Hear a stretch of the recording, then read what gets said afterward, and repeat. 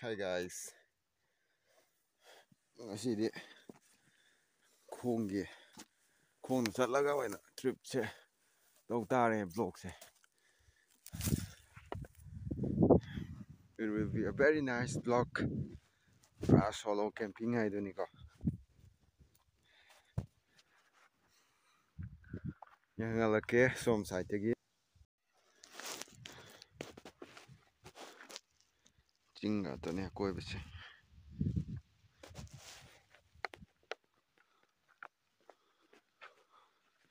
Chak kaiga thongnaba leire swaida.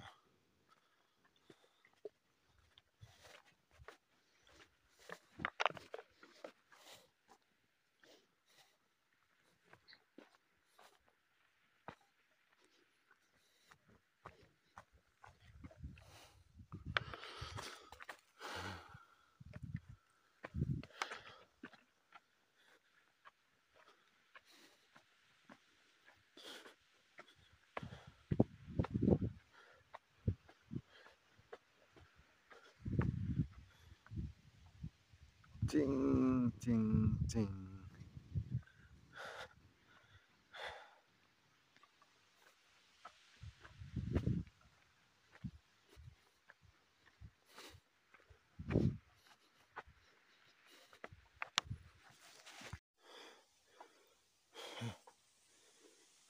Wadi wai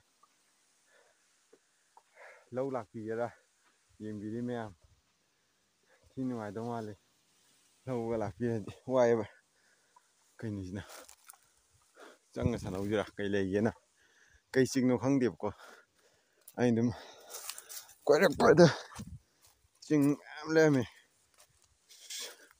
masidi explore tau nuai ra ni na lakpani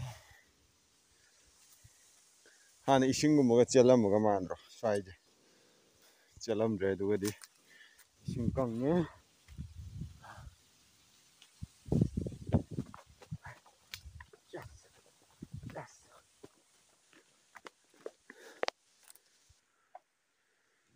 sidam leire som chapam phadu jala natragana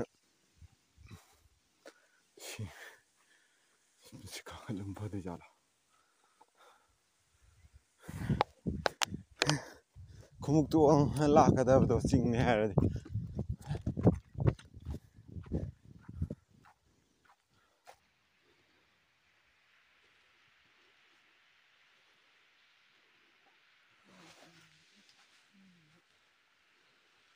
okay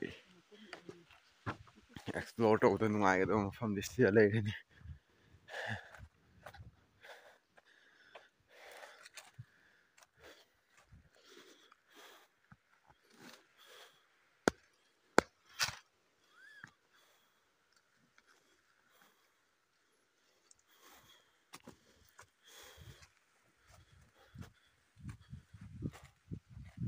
let's go tek thokre ne ai khulai do tekre bapre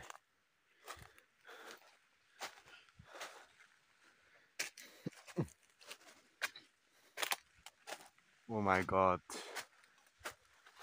fazare kaino side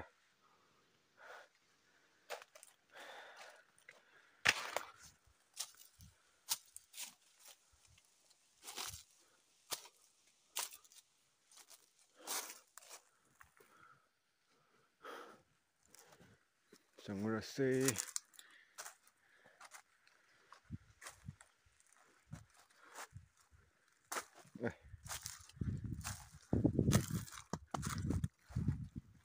what is that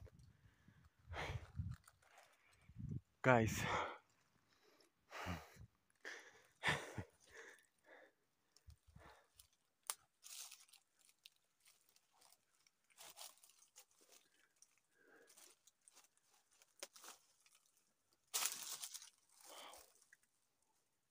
kagat bihari ma'am to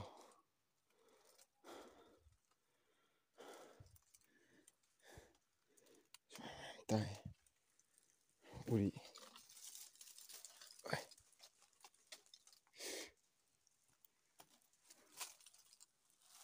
simathak je ka khada ning brai gon ꯀꯥꯈꯠꯂ ꯆꯠꯍꯟꯅꯤꯡꯕ꯭ꯔꯥ ꯀꯥꯕꯨꯗꯤ ꯌꯥꯗꯧ ꯃꯥꯜꯂꯦ ꯁꯨꯝꯕ ꯎꯔꯤꯁꯦ ꯌꯥꯝ ꯀꯟꯕꯅꯦꯕ ꯁꯤꯅ ꯆꯤꯡꯉ ꯆꯤꯡꯉ ꯀꯥꯈꯠꯄ ꯌꯥꯗꯧ ꯃꯥꯜꯂꯦ ꯆꯠꯍꯧꯔꯒꯦ ꯑꯩ ꯏꯇꯣꯝ ꯂꯥꯛꯄꯅꯤꯅ ꯅꯣꯏ ꯃꯌꯥꯝꯒ ꯂꯥꯛꯃꯤꯟꯅꯕ ꯑꯣꯏꯗꯤ ꯀꯥꯕꯗꯣ ꯉꯝꯒꯗꯕ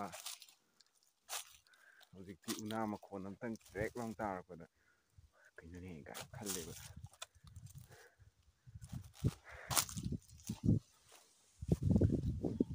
Now we will climb this up.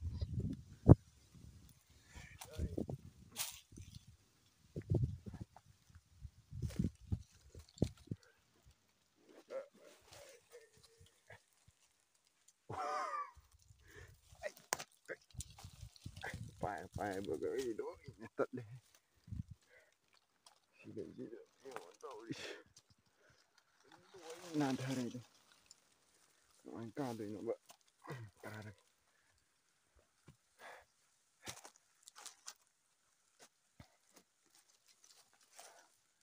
ꯐꯣꯟꯁꯦ ꯌꯥꯎꯗ꯭ꯔꯗꯤꯀꯣ ꯈꯨꯠ ꯑꯅꯤꯅ ꯑꯣꯏꯔꯗꯤ ꯅꯥꯟꯊꯔꯦ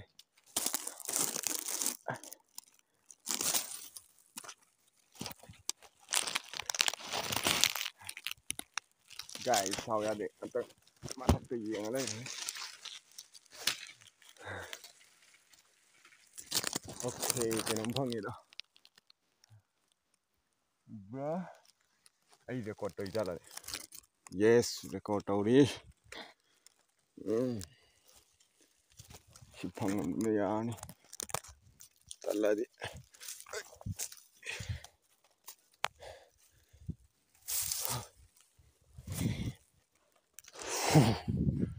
ꯉꯝꯃꯦꯕ ꯌꯥꯝꯗꯣ ꯑꯗꯨꯒꯤꯅꯦ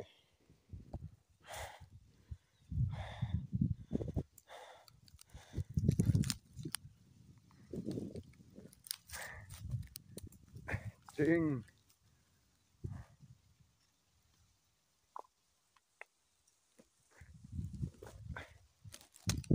ꯑꯩꯈꯣꯏꯒꯤ ꯆꯤꯡꯒꯤ ꯏꯇꯥꯎꯒꯤꯗ